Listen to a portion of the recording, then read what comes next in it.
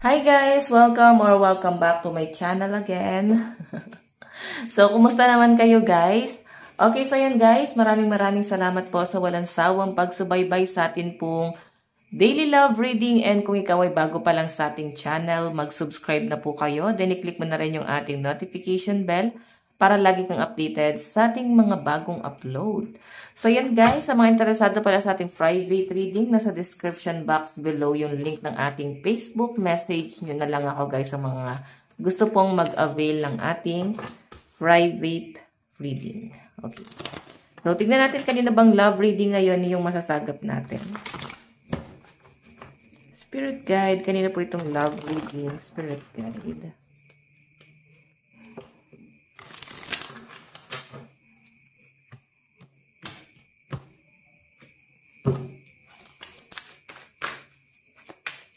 Kanya po itong love reading. So, meron tayong justice. Naku, yung iba sa inyo guys, mukhang hindi naging maganda yung relationship mo sa taong to, no? Nandun ka sa point ng gusto mo ng hustisya. Or kahit man lang guys, ma-appreciate ka man lang nitong taong to, or makita niya man lang yung worth mo. Kasi parang napaka-unfair nung nangyari guys, no? Parang hindi makatarungan, or pwedeng may mga bagay, or pwedeng may mga nagawa ka naman dito guys, no? Parang kinalinga mo naman tong taong to, pero parang hindi kanya guys na-appreciate. So parang hindi guys makatarungan, na hindi man lang niya guys kino-consider yung mga ginawa mo para dito sa relasyon na to guys. Okay, so malakas ang energy ng Libra dito guys. Justice. Okay, tingnan natin. Ayan po itong love reading, spirit guide.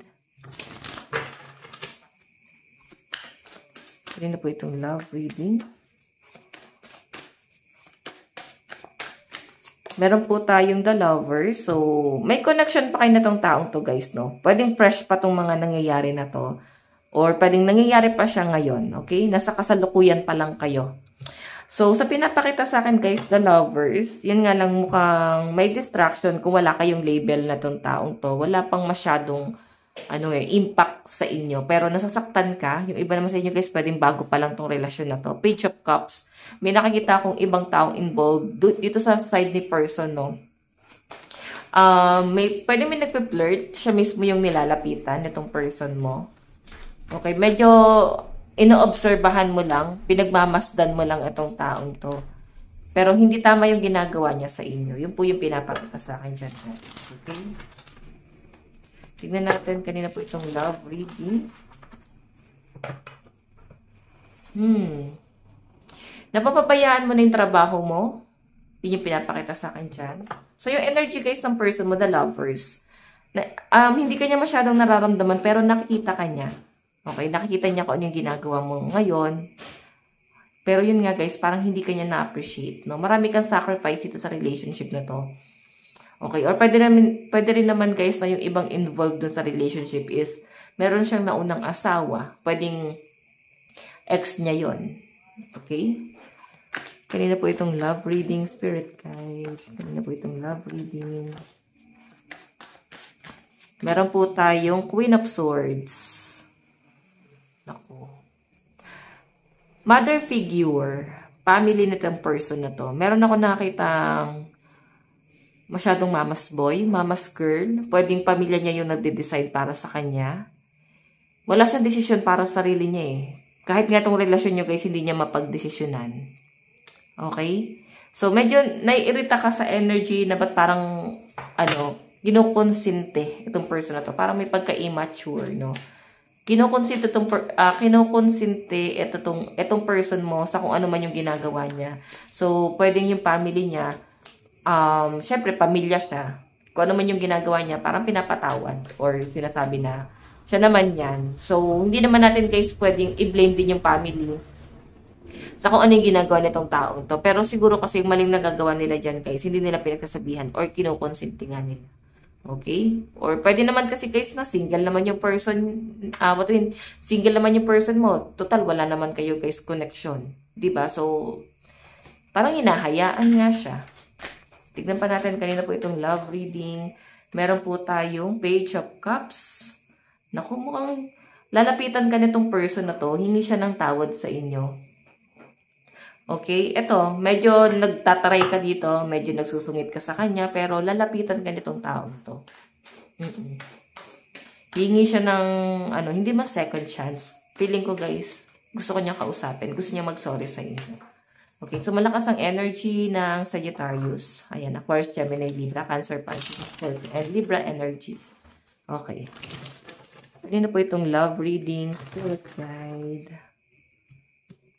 Okay, kanina po itong love reading. Kanina po itong love reading.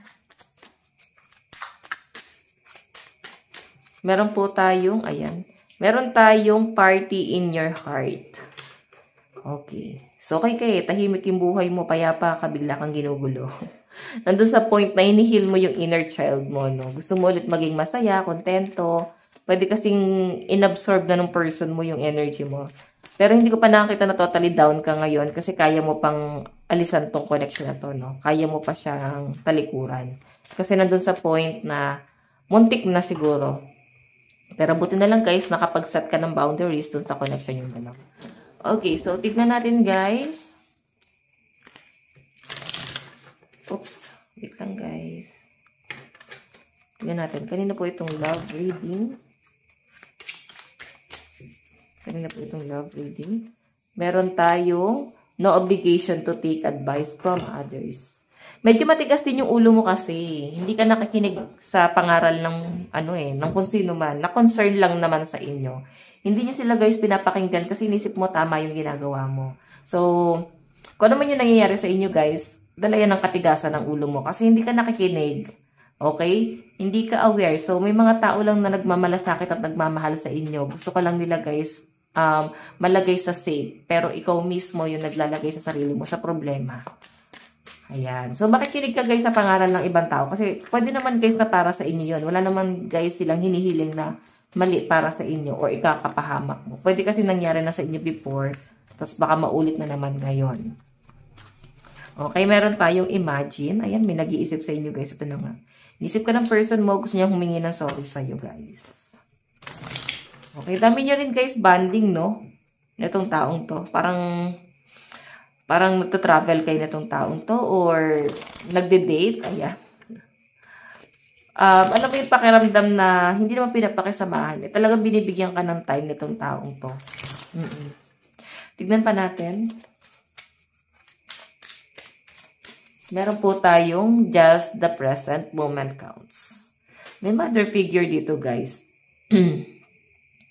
Siguro iba sa inyo namimiss mo yung parents mo. Pwedeng meron ka rin pinagdadaanan kasi baka broken family ka na o pwedeng matatanda na rin yung mga magulang mo. So, hindi ka pwedeng mag-focus lang doon sa love life mo. Iniisip mo rin yung career mo kasi iniisip mo na gusto mo mapaligaya yung parents mo. No? Gusto mo na sila guys makaalis doon sa stress, sa problema. So, gusto mo na lang sila guys maging masaya. Okay? Yun yung pinapakita sa akin sa energy mo. So, sinasabi lang dito guys na life is too short, piliin mong maging masaya, and umalis ka na dun sa stress, no? Isipin nyo na lang guys yung realidad, yung mga tendency yung pwedeng mangyari, tapos may stress ka ng ganito sa love life mo. And makinig ka rin guys sa pangaral ng mga tao na mas alam itong nangyayari. Pwede kasing bulag ka sa sitwasyon, hindi mo nakita. Okay? Pero yung mga tao sa paligid mo nakikita nila, mga kaibigan mo. So, concern lang sila. So, walang masama guys na makinig. Okay?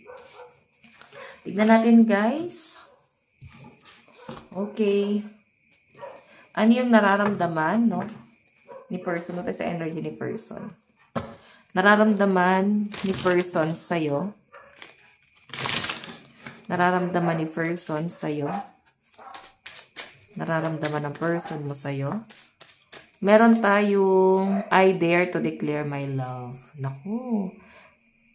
So, yun nga guys, hingi siya ng sorry. So, nakikita ko guys na mukhang gusto niya talagang bumawi. Ayan o. Gusto kanyang, parang gusto niyang magkaroon ng marriage. Meron siyang gift sa inyo. Pwedeng, wedding ring. Basta meron siyang gustong ibigay na gift sa inyo guys.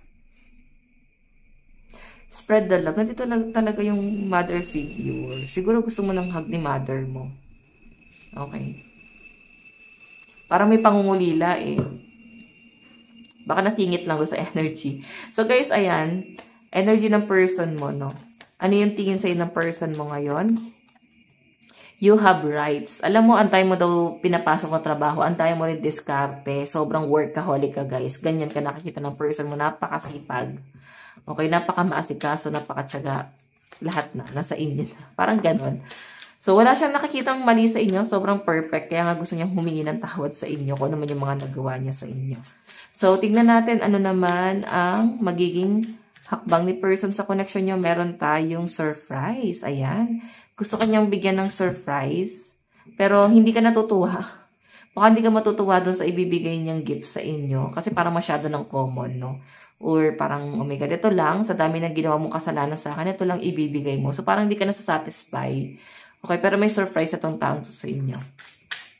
Tignan natin guys, ano naman po yung outcome. Okay, ano naman yung outcome?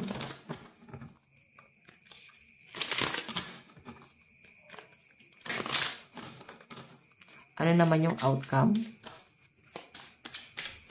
Meron tayong please leave a voicemail. Hindi mo siya guys pinapansin, no? Hindi mo siya kinakausap, blinak mo ba? Or pwede naman guys na, ayan, once na mag-reach out sa inyo, baka didedmahin mo siya guys. So gusto niya lang guys kahit mag-voicemail ka man lang sa kanya or kahit question mark, maramdaman niya lang yung presensya niyo guys. Kasi gusto niya guys talaga magpapansin sa inyo. Okay? Ayan. So tignan natin guys, energy, zodiac sign sa side ni person. Ano yung mga zodiac sign? Meron tayong Libra, Capricorn, Pisces, Aquarius, Taurus, and Gemini energy. Capricorn, Pisces, Libra, Sagittarius, Scorpio, and Aquarius energy. Okay, meron tayong Aquarius, Pisces, Gemini, Taurus, Aries, and Cancer, Scorpio, and Virgo energy. Grabe, no? Ayan, yung mga paulit-ulit guys sa zodiac sign na nasasabi ko, ibig sabihin, napaka-strong ng energy ng person mo na yan. Okay? Kung yung mga paulit-ulit na yan is yun yung zodiac sign ng person. Ibig sabihin, siya talaga.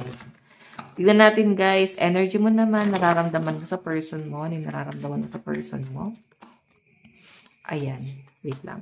Meron tayong, what if you could send your problems away today? Parang, siguro ang dating sa'yo is, bakit hindi mo nalang muna i-let go yung mga problema mo? Or ayusin mo muna yung mga problema mo bago mo ako asikasuhin. Parang ikaw kasi nandyan lang, no? Gusto mo muna guys na isettle muna ng person mo yung mga problema niya.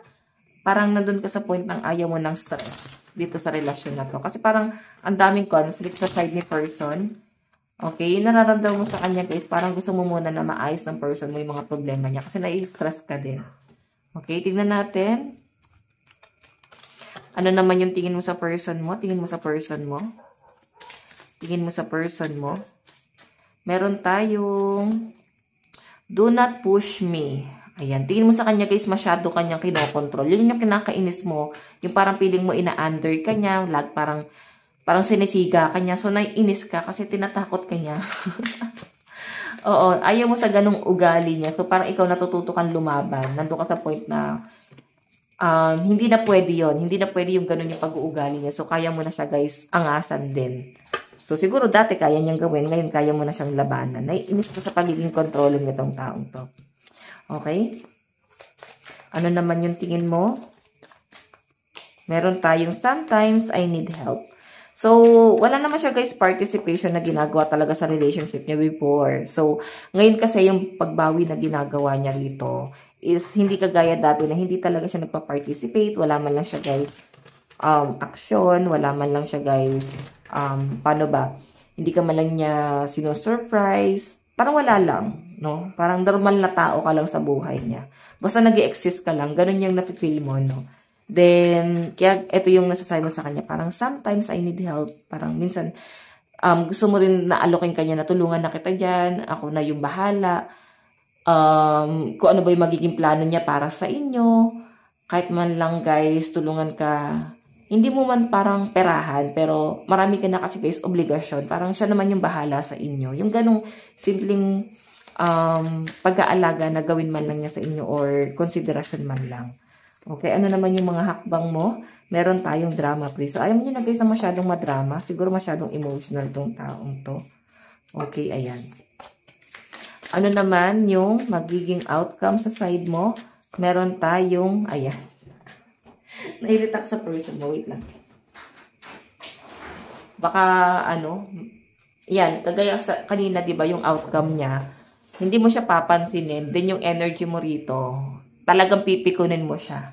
Nandun ka sa point na gusto mo talaga siya, guys, bigyan ng leksyon. Kasi hindi naman tama yung ginawa niya na ganun-ganun lang, di ba? Hindi naman yun ganun-ganun lang. So, kung wala kayo, guys, naging label talaga nitong taong to, baka ginose ka niya. Oo. Okay? Tignan natin, guys, energy sa side mo.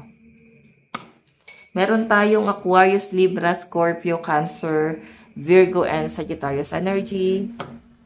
Meron tayong Capricorn, Taurus, Pisces, Libra, Aquarius, Gemini energy. What else? Ayan. Sagittarius, Scorpio, Virgo, Leo, Aries, Cancer energy. So, saan na ba mapunta tong relationship na to? Tignan natin. Saan na ba patungo? Tatlong card. Ayan. Hawak-hawak niya pa rin yung memories nyo, guys. Di ka pa rin kayang i-let go ni person. Okay. Meron tayong to, Pentacles. Marami daw kasi siya, guys, kinukonsider that time, nung panahong ginose ka niya. Hindi ka niya kayang i-pursue, hindi niya kayang isabay yung relationship niya. So, siguro di pa talaga siya, guys, ready mag-commit. And kung makikita nyo, guys, ayan, Nine of Pentacles, gusto niyang i-secure muna yung finances niya bago siya, guys, pumunta sa inyo. Or gusto niya munang ma-secure yung mga taong umaasa sa kanya bago kanya, guys, i-pursue. So, mataas yung ambition din ni person, guys, eh. Okay, so malakas ang earth sign, Capricorn, Taurus, Virgo, energy. Dito. Love advice. Meron tayong soulmate. Mukhang soulmate mo to, guys, no? But hindi kayo masyado nagkakaintindihan. Meron tayong retreat. Ayan, may banding. Mukhang yayain kang mag-date or lumabas kayong dalawa. Okay? Meron tayong wedding. Oh, mukhang ikakasal ka sa taong to, guys. Mukhang this time ready na siya. Kaya pala kanina yung gift na surprise is may wedding ring. May sing-sing, di ba? Yung, yung dragon may hawak na sing-sing. Hindi ko na makita. Basta nandito yun, guys. Ayan. Possible na baka ka dito. Ito na yung taong mapapakasalan mo. Kasi parang soulmate mo tong taong to. So, yun, guys. Ito lang po ang inyong daily love reading. Again, sa mga interesado po sa ating private reading, nasa description box below yung link ng aking Facebook. I-message nyo lang ako, guys. Okay? So, maraming salamat po ulit. Bukas po ulit. God bless and love you all. Bye-bye.